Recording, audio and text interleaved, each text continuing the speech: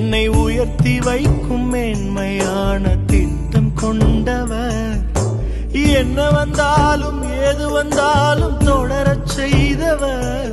நான் என்றென்றும் சார்ந்திருக்கும் தகுதி உள்ளவர். உம்மை நம்பிடுவேன், உம்மை பின்தொடர்வேன், இறுதி வரை உம்மை சேவிப்பேன். உம்மை நம்பிடுவேன், உம்மை பின்தொடர்வேன், இறுதி வரை உம்மை சேவிப்பேன்.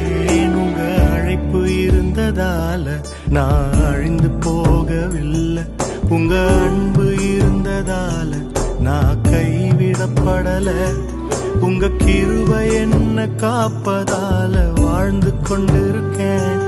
உங்க அன்பிற்கு நிகரே இல்ல. இயேசுவின் கிருபை என்ன காப்பதால